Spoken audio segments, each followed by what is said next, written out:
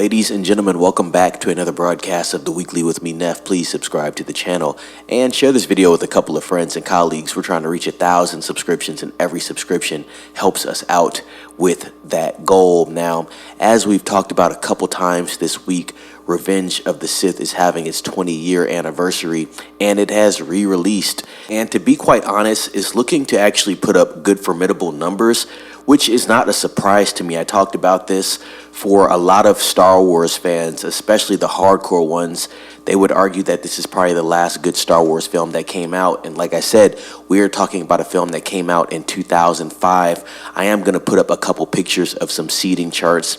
I like looking into this, like how many people are going to come out to watch this movie, how many people are going to watch new movies that are coming out. So very interesting to look at those comparisons. And I did collect the information a couple days ago, and it's like, wow, a lot of people are coming out to watch this film, and not just for today, but Saturday and Sunday. I do believe this is going to be in theaters for a week, so they have some time to get some money for this. Also, they're doing popcorn buckets as well and merch, the tangible items to get people involved with coming to watch this film in theaters. So let's read into some more details, and then as I said, I'll be talking about the information that I have gathered. Star Wars Revenge of the Sith re-release eyes a $25 million plus reopening, we should say.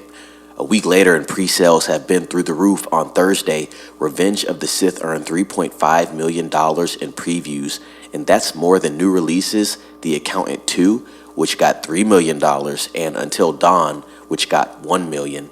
The film is going to be showing in 2,750 theaters. So, by the way, this is not going to be a small-scale re-release. It should be available to you wherever you are at.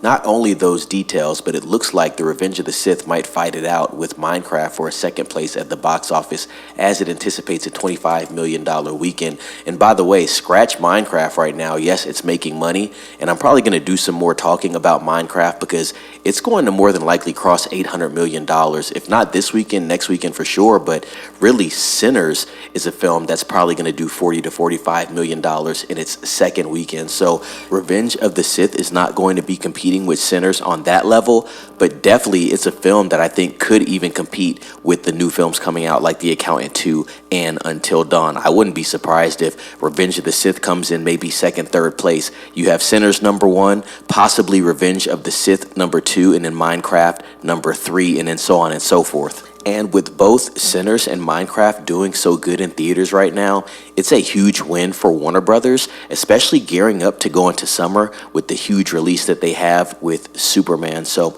that's awesome stuff for them. And as projected with that $25 million weekend for Revenge of the Sith, nostalgia clearly is in high demand, and it's definitely in high demand with those Star Wars fans that are not fans of Disney Star Wars. Like I said, probably the most liked Disney Star Wars product is Rogue One. I've discussed that The Force Awakens is a good movie. The other two that came after that, you can have some debates about that, but other than that, it's like Rogue One and Force Awakens, that's about it. And, you know, with Force Awakens making $2.7, $2.8 billion, really kind of hard to argue against that film, especially when you're looking at the business logistics of it. But, yeah, very cool to see that the Revenge of the Sith is doing so much. And right now, you can see those seating charts just so you can get an example of how many people are going out to this re-release. I wonder if it's going to be about 25 million or about 35 million. That'd be very interesting if that happened. They did do a release of Phantom Menace for its 25th year anniversary at 2,700 theaters, and that made $8.5 million on opening weekend. So, you know, it actually beat out the competitors of that week. Challengers, starring Zendaya, made $7 million. Very interesting overall when they do these re-releases for Star Wars. It's really Disney just double dipping, to be quite honest. And like we said, they're doing the buckets as well, so there's tangible items associated with it to hook fans to come back in and enjoy the event.